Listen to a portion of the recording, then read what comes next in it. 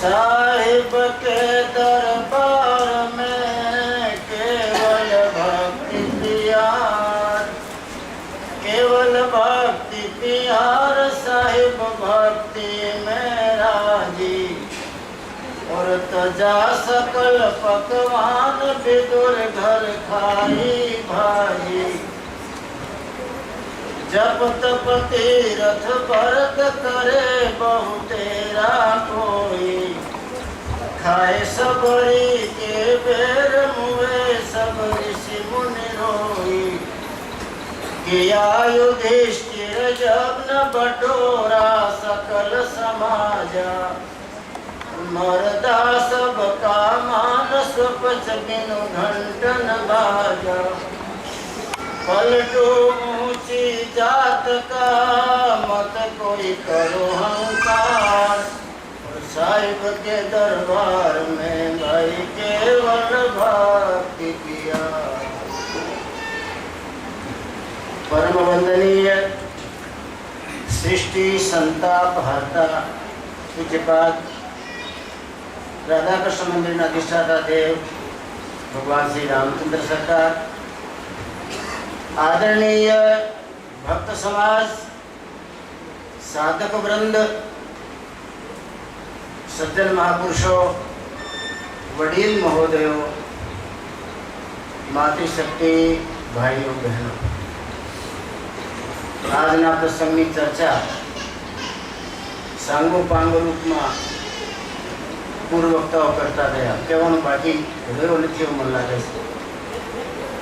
અને ન કહેવા હોય ન બોલ્યા હોય વક્તાઓ તોય તમને ગુરુ પૂર્ણિમાની ખબર છે.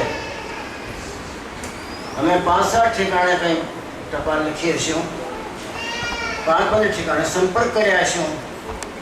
અને તમે જેટલા આવ્યા છો એટલા સંપર્ક તો નથી કર્યા ને. દરેકને તો નથી મળી શક્યા ને સંપર્ક કરી શક્યા. છતાં હાજરી છે તો ગુરુ પૂર્ણિમાની ખબર છે તમને. महत्व बीजी बात है, खबर बीजी बात है. महत्व तो समझदार समझता है, समझવું છે, સમજ છે, પણ પ્રસંગની તમને ચર્ચા છે, જાણકારી છે. સદગ્રસ્તો માટે આસોવદ અમાસ એ દિવાળી અને પરમાત્માની ભક્તિ વાંચું જે શ્રૃંખલા છે સત્સંગીઓની, એને માટે દિવાળી, અષાઢી પૂનમ, આજ આપણી દિવાળી છે. જો ભક્તિ માર્ગમાં મુક્ષતા તમારા મારામાં જાગૃત થઈ હોય અને કંઈક પરમ પ્રત્યેની લાગણી જાગૃત થઈ હોય તો આપણી દિવાળી આ છે. થોડું જાગૃત ભાવ લાવી અને આજના દિવસે તો સચેતન રૂપમાં જીવન જીવવા માટેની ભલામણ મહાત્માઓની છે. બાકી દિવસ તો આપણો આડાવાળા જાય છે. આટલો બધો સમુદાય આપણો આ છે, એમાં કોઈ ક્યારેય કોઈ સાધુ નહીં મળ્યો હોય એવું નથી બનતું. નાના મોટા સાધુઓને, મહાત્માઓને, બાપજીઓને અમુક અમુક પ્રસંગે મળ્યા તો હશે. અલગ અલગ નથી મળ્યા તો ત્યારે કુંભને મેળે ગયા છે તો ત્યારે ઢગલાબંધ મહાત્માઓ જોયા છે. આપણા નાના મોટા મેળાવડાઓમાં પણ નકળંગનો મેળો હોય, જૂનાગઢનો મેળો હોય, પાવાગઢનો મેળો હોય, મહાત્માઓને તો આપણે ખૂબ જોઈએ છીએ. અને મહાત્માઓ પાસે ગયા હોય તો આપણા દુઃખ સુખ પણ રોઈએ છીએ. મારે તો કઈ લાંબી બહુ અનુભૂતિ નથી, પણ જે મને અત્યાર સુધી મળ્યા છે, ભક્તિમાં જાગૃતિ નથી એવી પીડા ઓછી છે દરેકની.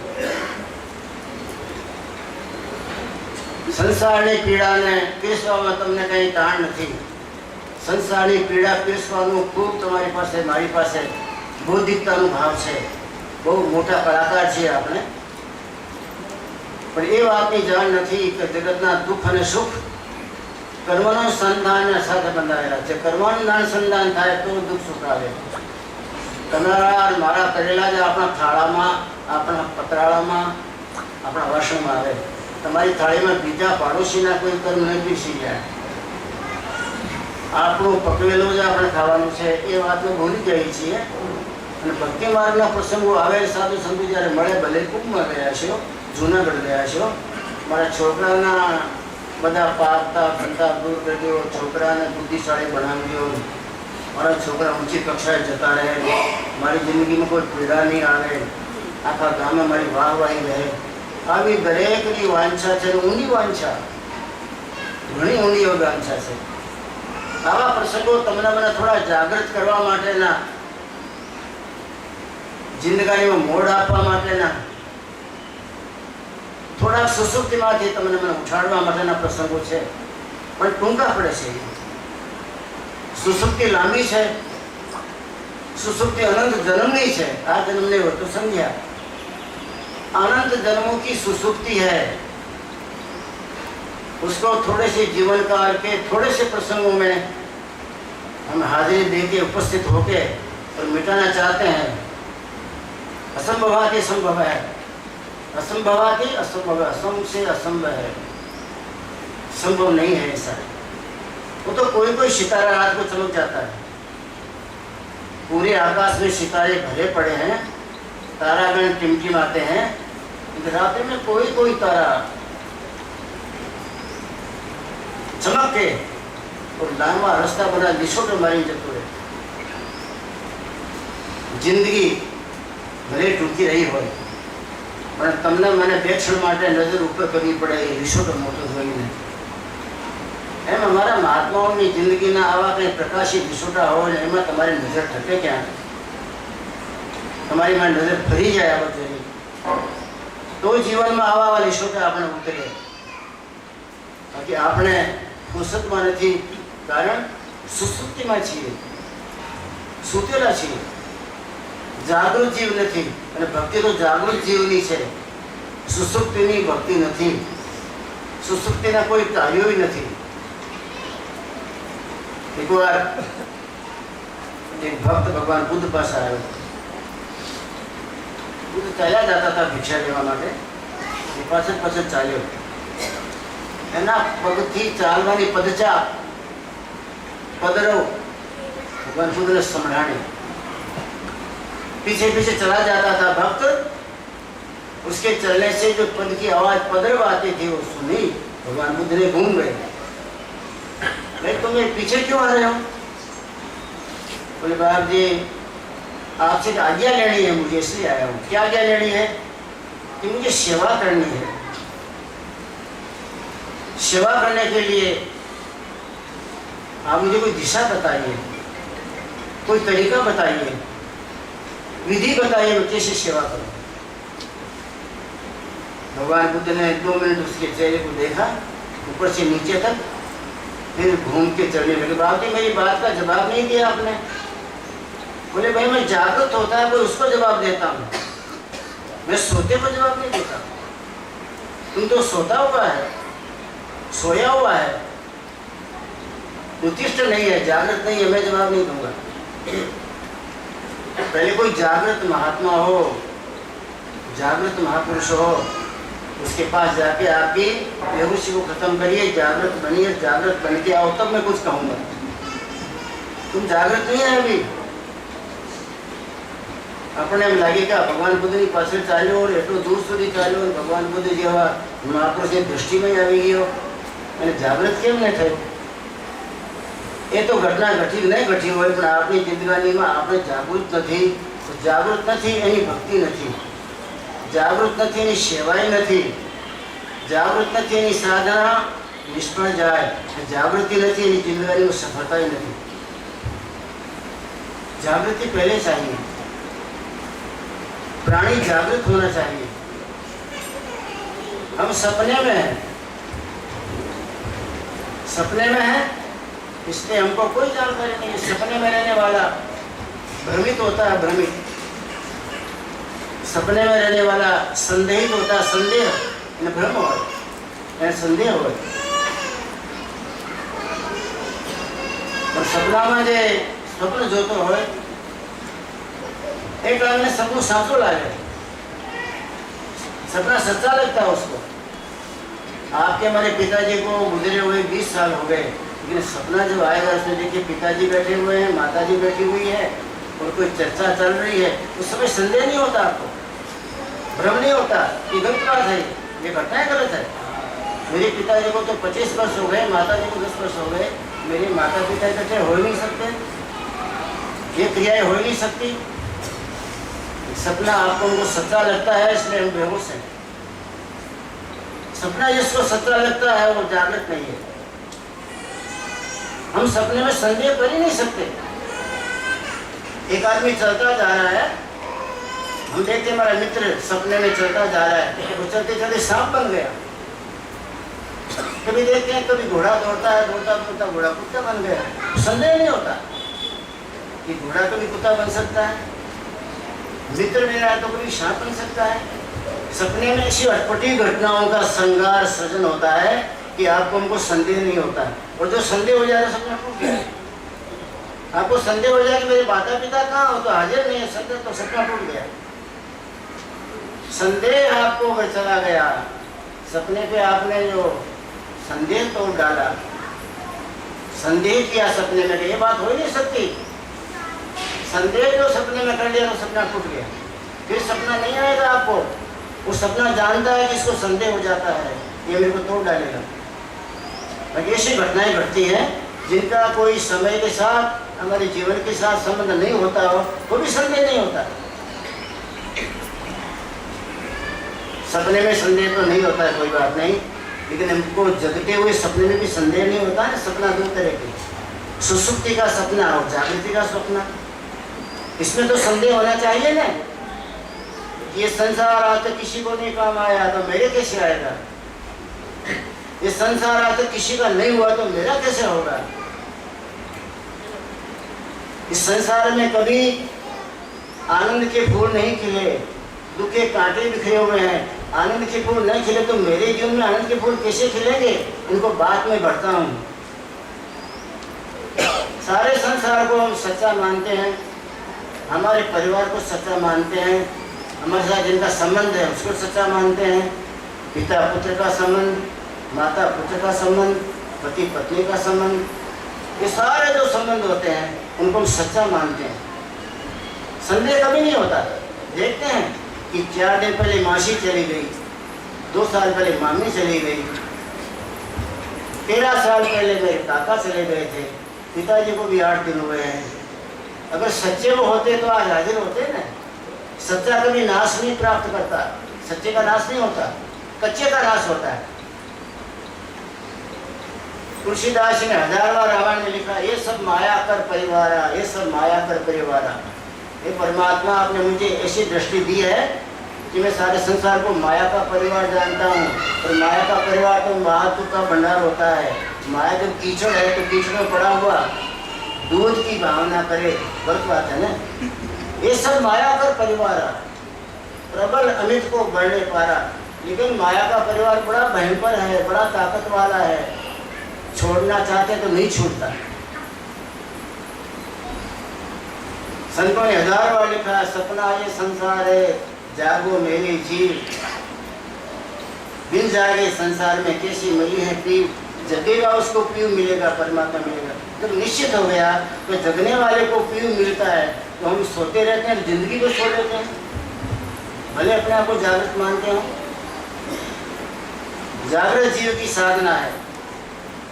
कभी न कभी आपको उनको बिना कारण क्रोध आएगा, ये माया का परिवार है। बिना काम के जगत की कामनाएं खदबदेगी, माया का परिवार है। भाग्य में होगा उतना ही मिलने वाला है, लेकिन क्यों आप लंबे लंबे विशाल मंडप बांधते हो माया के, संसार के, प्रपंच के। माया का जब तक रहस्य का आपको हमको पता नहीं लगा तब तक हम सोए हुए हैं। और भगवान बुद्ध ने कहा, मैं सोए हुए को सेवा की बात नहीं करता। वो कोई कारण से सेवा करता होगा, वो सोया हुआ है ना, उसमें उसका कोई स्वार्थ है। बिना स्वार्थ के वो सेवा नहीं करता होगा। बिना स्वार्थ के सेवा करने का मृत्यु मंडल के अंदर में विधान ही नहीं है। इसलिए मैं तुमको सेवा करने का उपदेश नहीं दूंगा, जब जाओगे तो उपदेश दूंगा। जाओ किसी जागृत महापुरुष के पास जाओ, जबकि दीपक के साथ अपने जीवन के दीपक को जगाओ। प्रकाशित हो जाएगा, उसके बाद हम तुमको सेवा का उपदेश दे देंगे। हमारा क्या दुर्भाग्य है कि हमको सपने में संदेह नहीं होता, रात के सपने में भी संदेह नहीं होता, उसको सच्चा मान लेते हैं। और दिन का सपना जो 100 वर्ष वाला है उसमें भी संदेश नहीं होता। रात का सपना 2-3 घंटे वाला है, थोड़े समय में संदेश नहीं होता। और ये सपना तो जिंदगी भर जीने का 100 वर्ष वाला सपना है, इसमें तो कितनी अटपटी घटनाएं देखते हैं, कितना धोखा हमको दे जाते हैं, कितना खड्डे में उतार जाते हैं, कितना आपको उनको मारने के प्रयास भी करते हैं, लेकिन परमात्मा बचा लेता है। ये सब घटनाएं देखने के बाद भी जगत में इस सपने पे संदेश नहीं होता। और संदेह नहीं होता है कि श्रद्धा नहीं जगती। संदेह होगा तो श्रद्धा जगेगी, संदेह होता तो जीवन सारा का सारा खड्डे में चला जाएगा। संदेहित व्यक्ति का जीवन जन्मा तो नहीं जन्मा, परमात्मा की डायरी में नोट नहीं है, नहीं जन्मा हुआ है। सच्चा परमात्मा है तो उस पर श्रद्धा नहीं है। वो झूठा जगत है, सपना ये संसार है, तो इस पर संदेह नहीं है। यही हमारे जीवन की 2 कुटिलताएं हैं। अगर आपको उनको ऐसा कोई गुरु मिल जाए जो सपने में संदेह करना सिखा दे और परमात्मा पे श्रद्धा जगाना सिखा दे, सत्य पे श्रद्धा जगा दे और सपने पे संदेह जगा दे, तो सपना टूट जाएगा, कभी नहीं आएगा। तुलसीदास से जिसने संदेह हुआ ये मेरी पत्नी नहीं तो कर्म का भार में लेके घसीटता रहा, इसी को जीवन का आधार मानता रहा। संदेह हुआ कि माया का ब्रह्म टूट गया और बंदा जाके परमात्मा से मिल गया। संदेह एक बार हो जाएगा फिर सपना नहीं कभी आएगा, याद रखिए। जगत पे जो आपको संदेह हो गया तो फिर आपको जगत के अंदर में सपना नहीं आएगा कि मेरा है, मैं इनका हूँ, इनके बिना नहीं चलेगा और मेरे बिना ये नहीं जिएंगे। ये आपको उनको जो बड़ा संदेह वो फिर नहीं रहेगा। कब?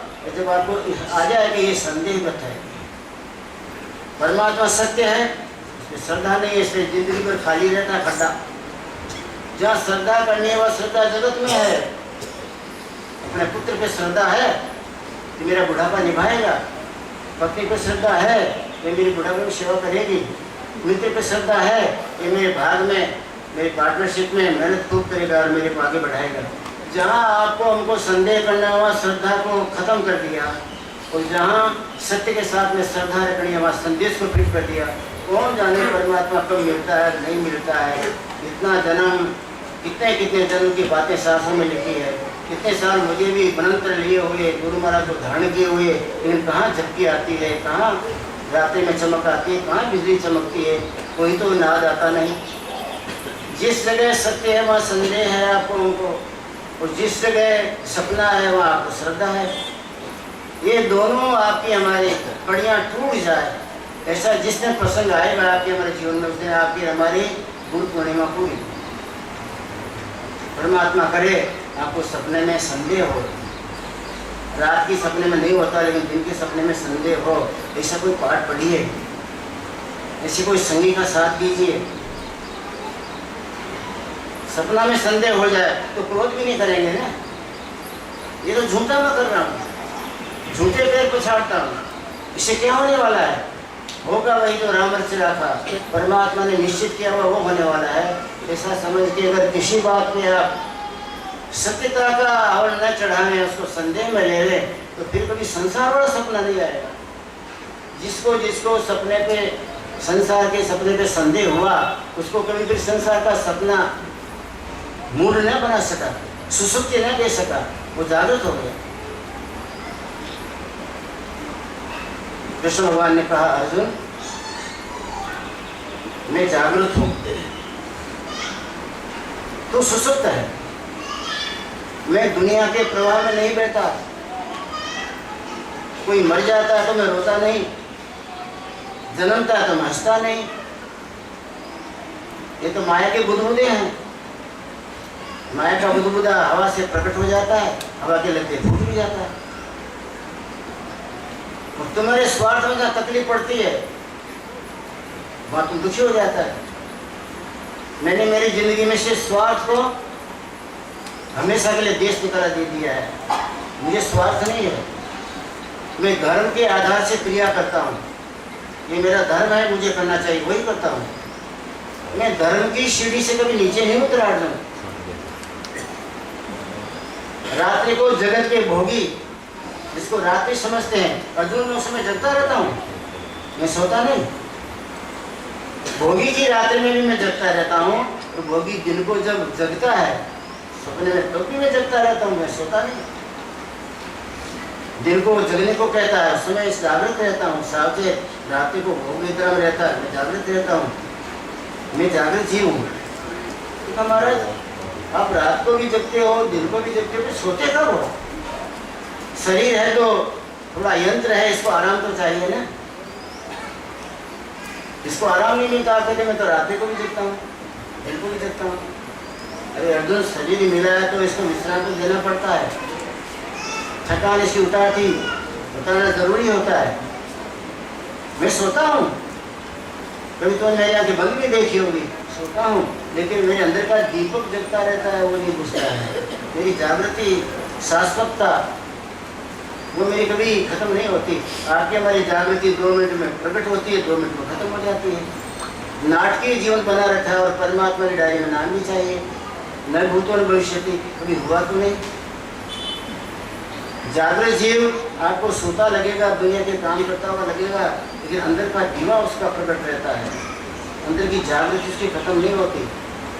जिसके अंदर की जागृति खत्म नहीं होती वो गुरु। गुरु की परिभाषा यही है, जो सोया नहीं है, सोता रहो तो जग गया है, जगने के बाद फिर सोया नहीं है, उसका नाम गुरु, क्योंकि वो जगाने को आया है। जो हरदम जगता रहेगा वही आपको जगा सकेगा। जिसने अपनी जात को घड़ा है, जेने પોતાની જાત ઘડી છે, એ તમને ઘડી શકે। કોરો જીવન હોય તમને ઘડી ન શકે। जो जगा है वो जगा सकता है। दुनिया के सब कामकाज करता रहे, लेकिन दुनिया के व्यवहार के अंदर गहरा न उतर जाए, उससे प्रभावित ना हो जाए। दुनिया के व्यवहार की गर्मी नरमी आपको हिला डुला न दे, अंदर का दीपक जगता रहे। शाश्वतता के साथ में आपकी सात्यता अनवरत बनी रहे। शाश्वत के साथ में आपका मेल मिलन उठ बैठ टूटे नहीं कभी। मेरा तार टूटता नहीं अर्जुन, मेरा तार जुड़ा रहता है। बाहर की कोई भी क्रिया करता हूँ, लेकिन मेरे अंदर का दीपक कभी बुझता नहीं, अंदर का दीपक प्रकट रहता है। आपने हमने कभी आंखें बंद करके देखा कि कभी कोई भी बिजली चमकी? साधना की बातें करते हैं हम,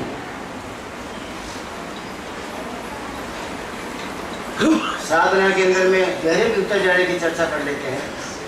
चर्चा अलग विषय है, डुबकी मारना अलग विषय है। डुबकी अगर मारी होगी तो गगन मंडल की सारी घटनाएं किसी न किसी रूप में चमत्कार दिव्यता दिखाएगी। मीराबाई कहती है, कभी कभी नंद का कुंवर आके मुझे बर्छी मार जाता है।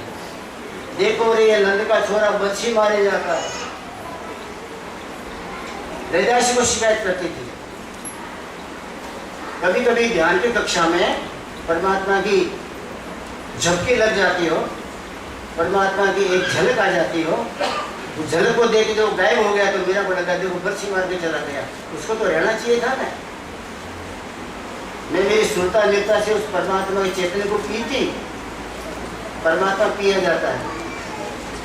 राम रस ऐसा है मेरे भाई, या को पी अमर हो जाए, तो बोलते हैं हम लोग। राम रस पीता कौन कौन है? बोल दिया ना, भजन सुन लिया, गा भी देते हैं। राम रस ऐसा है मेरे भाई, या को पिए अमर हो जाए। ध्रुव ने पिया, प्रहलाद ने पिया और मीराबाई,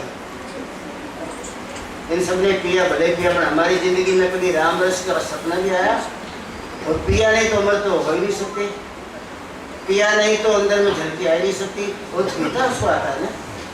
दारू जो पीता है, शराब को पीता, तो रोम रोम में उस दारू का असर उतरता है और उसके पैर लड़खड़ाते हैं, हाथ भी ठिकाने नहीं पड़ता, क्योंकि पैरों के रोम रोम में दारू का नशा उतरा है, हाथों में उतरा हुआ है, दिल में, छाती में, दिमाग में उतरा हुआ है। इस संसार का नहीं है वो, इस दुनिया का है ही नहीं, लेकिन 2 घंटे के लिए। जिसमें परमात्मा का रस उतर गया, और परमात्मा का रस किसने पी लिया आत्म तत्व से, उस आत्मा का तो रग रग में आपके संबंध है ना, देह के साथ में। रग रग में राम उतर गया। रग रग बोले राम जी, रोम रोम रणम का। नरसिंह मेहता, मेरे रग रग में राम बोलता है, क्योंकि मैंने राम को मेरे घट में उतारा, मैंने पिया है राम को। जो उसको आप पिएंगे तो पीने के बाद में उसका नशा सारे देह में प्रवृत्त होता है। रग रग बोले राम जी, रोम रोम रंग का। गुरु ने ऐसा नशा दिया, उतरे भोजल पार, ऐसा गुरु ने एक डोज पिला दी। मुझे नरसिंह मेहता बोलता है कि भोजल के पार चला गया। वो डोज, वो रामरस पीने के लिए जीवन मिला हुआ है। जो जो आप हम सब कर रहे हैं वो भले आपकी रुचि होगी करने की, लेकिन ये रुचि कभी भी आपकी जिंदगी में सफलता नहीं देने वाली। उस परमात्मा तत्व के लिए जहाँ जहाँ आप हम चर्चा कर लेते हैं कि उसके गुलाम हैं, उसके अंश हैं, परमात्मा के हम नबीरे हैं, वो बातें मात्र कर लीजिए। नरसिंह मेहता कभी कूदा नहीं बहुत ज़्यादा, मैं ऐसा हूँ कैसा हूँ, लेकिन रामरस जब पिया और रामरस का नशा उसके देह में जब उतर गया तो उसकी मुँह से निकला रग रग बोले राम जी। मैं क्या बताऊँ, मेरा राम मेरे रोम रोम में बोलता है, मेरी नाड़ी नाड़ी में बोलता है, मेरी नस नस में बोलता है। क्यों? कि मैंने पिया है उसको, पिया है उसके लिए वो काम का है, बोला उसके काम का नहीं। कल हमारे एक सत्संग टीम ने चर्चा की थी। हम चर्चा सबसे करते हैं कि भाई मैं सत्संग करके आया, मैं सत्संग करके आया। और कोई गुरु का बंदा कहता है मैं सत्संग पी के आया। पिएंगे सत्संग को तो रग रग में राम उतरेगा ना, सत्संग को पिएंगे तो उसका नशा आपके रोम रोम में उतरेगा ना। सत्संग को आपने पिया ही नहीं है और सत्संग करके आए हैं, किया हुआ है वो तो थैली में है, वो थैली छूट जाएगी, अब खूंटी पे टंगा दोगे ना। चीटी टीनार से खीली में पड़े लो, खीली में चीटी में पड़ेली थैली ने अंदर में रहो, रस से तुम्हारे अंदर नहीं जाए, એને આપણ અંદર ઉતારવાનું રહે। એને માટે આવા પ્રસંગો તમને મને જાગૃત કરે। કોક તો પીવો મરતું દીકરો રામરસનો ઘૂંટડો, કોઈને તો રંગ લાગે, કોઈમાં તો ભાવ જાગે, કોઈ તો ઉલાળા લે રામરસ માટે।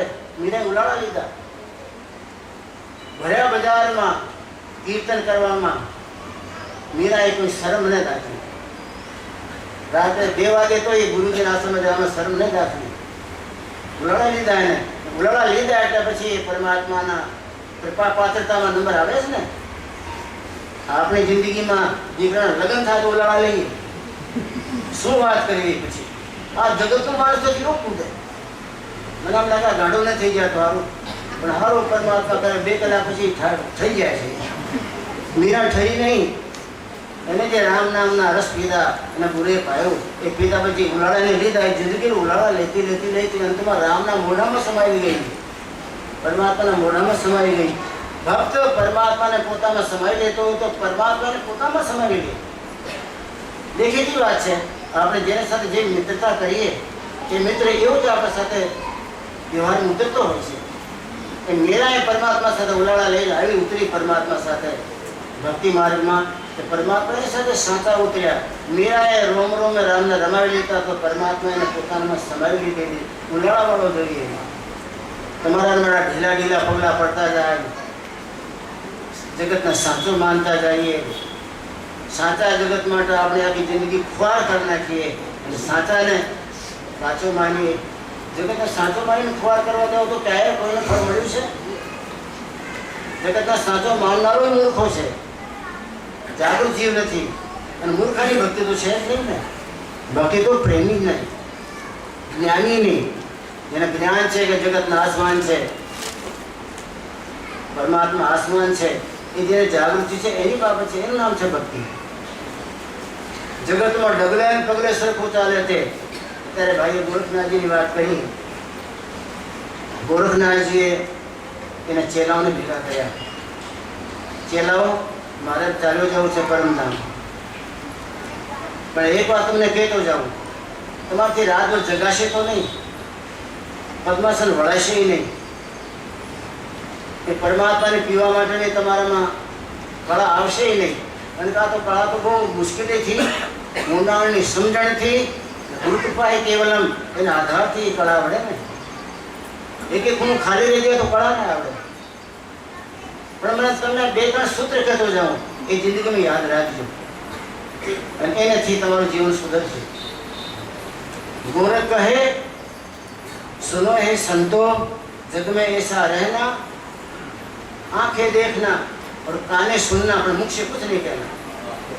बंसी हो આપણું મોઢું તો લાઉડ સ્પીકર બધાનું, લાઉડ સ્પીકર પાછું પડે તો અંદર ક્યાંથી પડા લાવે છે માતાઓ।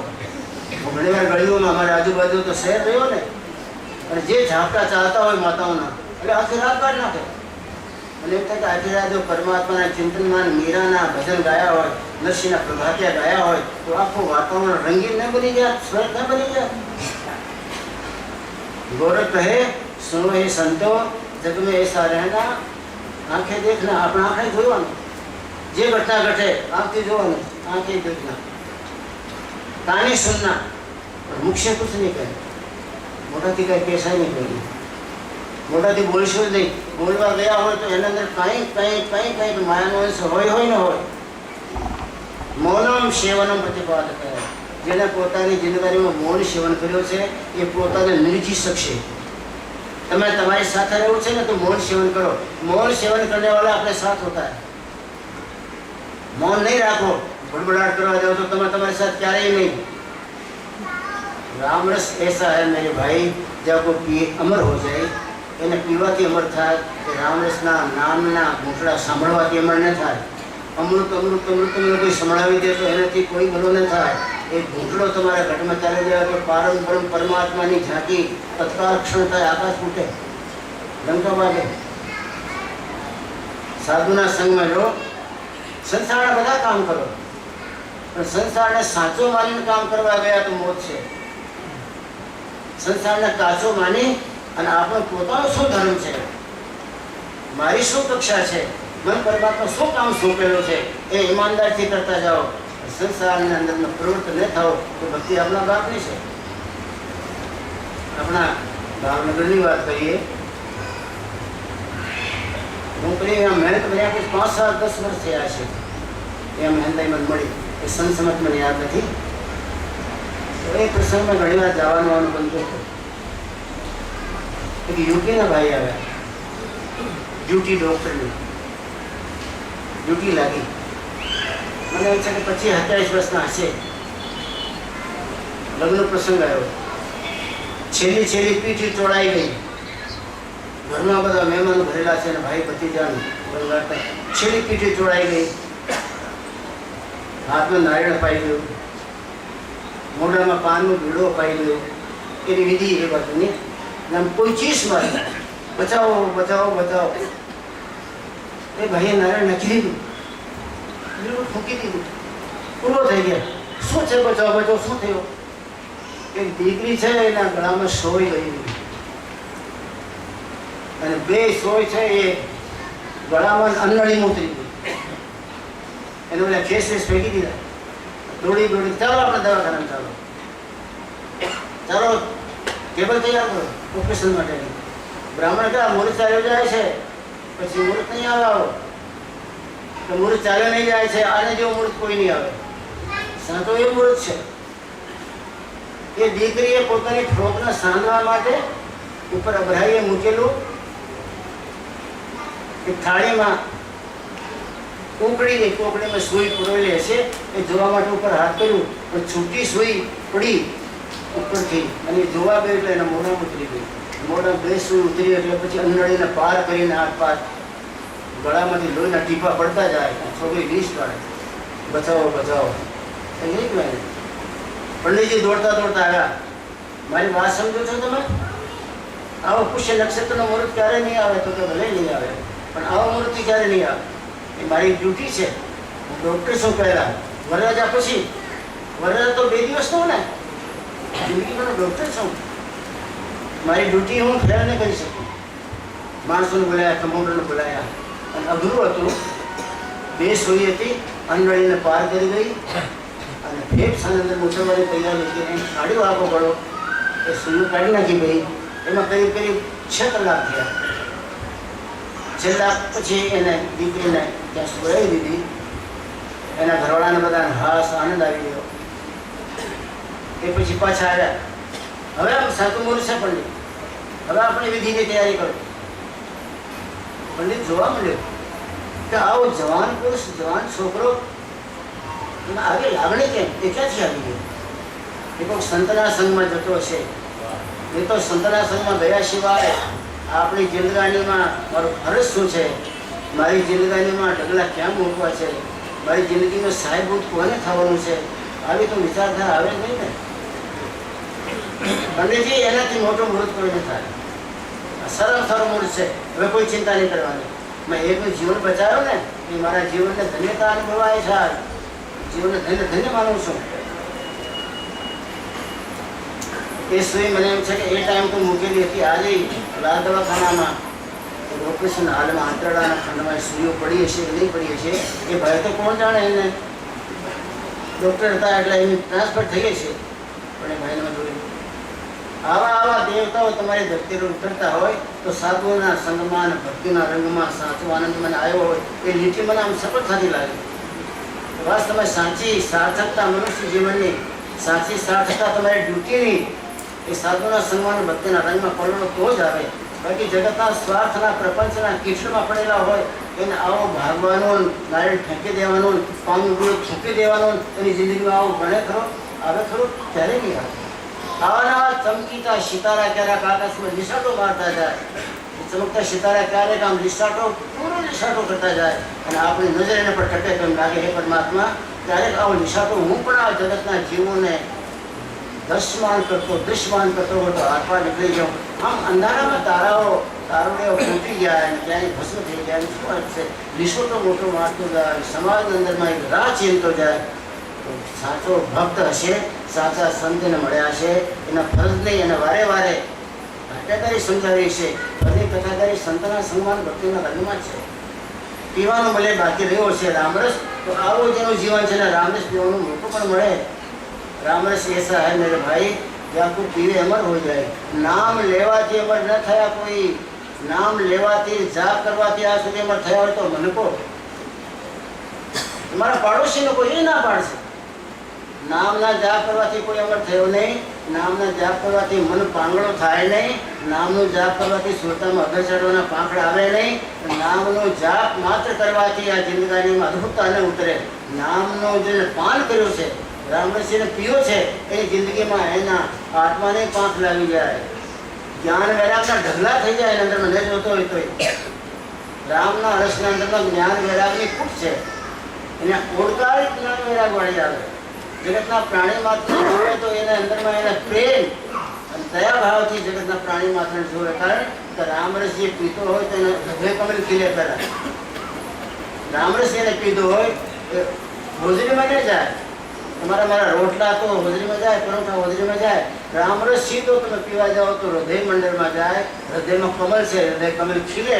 હૃદય કમલ ખીલ્યા પછી રામરસ એ કમલથી ઊંચો ચડે તો હૃદયમાંથી પછી એ ગળામાં આવે. ગળામાંથી ત્રિકુટીમાં આવે. ત્રિકુટીમાં જ્યારે રામરસ પોતે આવીને એની સત્તા પર બિરાજમાન થાય તો 3 લોકની તમને જાણકારી થાય. ત્રિકુટીમાં આવે તો ગળામાં આવે તો તમારા અંદરમાં ઝેરને પચાવવાની તાકાત આવી જાય. રામરસની બાબત છે. હૃદય કમળ પર વિરાજમાન થાય. હૃદય કમળમાં રામરસ ટકે પછી ઉદ્ગમન કરે. ઉદ્ગમન કરતા કરતા હૃદય ચક્રમાંથી તમારા કંઠ ચક્રમાં આવે, શુદ્ધ ચક્રમાં આવે અને આતાવેતમાં તમારા અંદરમાં આવી તાકાત આવી જાય કે ઝેર નમક બનાવો. શંકર ભગવાનને સાધના કરતા કરતા રામરસ ઉતર્યો હૃદય કમળમાંથી સીધો કંઠ કમળમાં આવ્યો અને એને ઝેર પીયો તો કંઠ કમળમાં ઝેર અમૃત બની ગયો. મીરાએ પણ કેવા પ્યારો પીવા ગયા, પીધો જ ખરો, પણ એના અંદરમાં ઝેર અમૃત થઈ ગયો. કારણ કે એના કંઠ ચક્રમાં રામરસના ઘૂંટડા પીધેલા હતા. એ કમળની ધારા ઉપર ચડતી હતી આકાશ મંડળમાં ત્રિપુટી જવાની સાધનામાં. એમાં એ રામરસ અડી ગયો એને તો આખો સમુદ્ર હોય ને ઝેરનો તો અમૃત બની જાય. આજે તમારા મારા કંઠના અંદરમાં જો એ રામરસની ધારા આધારનું ઉદ્ગમન કરતી હોય, સાધનાના જાણકાર જાણતા છે, તો આજે તમારા ગળામાં કોઈ ઝેર રેડી દેતો તો અમૃત થઈને કુંવાર બહાર પડે. શંકર ભગવાન પડેથી તમે એમાં શંકર બની જઈએ. મીરાએ કીધું તો તમે મીરાએ બની જઈએ. પણ મીરાને રવિદાસ મળવા જોઈએ. શંકર ભગવાનને પરમાત્માની શક્તિ વસ્ત્ર મળવા જોઈએ. તમને મને પણ એવું કે વિશ્વટો મારનારો આખા જગતમાં નહીં પણ આખા આકાશમાં વિશ્વટો મારી જાય અને તમારા મારા આત્માના રામરસ પીવાની કળા શીખવાડી દે. કળા શીખવાડ્યા પછી રામરસનો ઘૂંટડો ધ્યાનથી ગમે તે રીતે લાવીને તમારા આ જીવનમાં ઉતારવા જાય એ તમારા દેહમાં ઉતરે તો રોમ રોમ રણકાર. રગ રગ બોલે રામજી રોમ રોમ રણકાર. અંતર ઉદ્ભય આત્મા ઘટા મેળા પાક. આત્મામાં પાપ લાગી જાય. રગ રગ રામ બોલવા માંડે. એક તમારા રોમ રોમમાં રણકાર ફૂટવા માંડે અને એ માણસ ભવકાર શુદ્ધ મારીને સીધો બધી રોટી સતધામમાં જાય. આવી કળા તમારા મારા જીવનમાં છે. પણ સપનાના અંદરમાં સંદેહ કરો તો, સત્યમાં શ્રદ્ધા રાખો તો, આથી એક સૂત્ર આપણે માની લઈએ કે આ જગતમાં દરેક કામમાં સંદેહ કરવાનો અને સાચો માનવાનો અને શ્રદ્ધા માનવાની નહીં. એમાં શ્રદ્ધા ટકાડવી નહીં જગતના હર કાર્યમાં. કારણ કે સપનું છે એ તમને મને સુસુપ્તિમાં તમને મને બેહોશી ડોઝ પાડતો જતો જાય છે. જગતમાં સંદેહ કરતા શીખી જાઓ, સત્યમાં શ્રદ્ધા કરતા શીખી જાઓ તો સત્ય તમારા ડંકા પાર કરશે અને અંદર ઉતરશે તો ઝણકારો છૂટશે. સંસારના પ્રાણીમાં આટલો ભલો થશે તો હૃદય મંદિરમાં પ્રેમ એટલો બધો મળશે કે તમારે વેચતા થાકી જાઓ. સાધુ મહાત્મામાં પ્રેમ હોય, દયા હોય, શું કામ કે એ પરમાત્માનું દિવ્ય તત્વ એના હૃદય ઉતર્યો હોય. હૃદય મંડળ પ્રેમનું ખજાનું છે. પછી તો પ્રેમનું સાગરો બનાવી ગયા પછી બહાર પાડવું જ પડે, એને બહાર ફેંકવું જ પડે.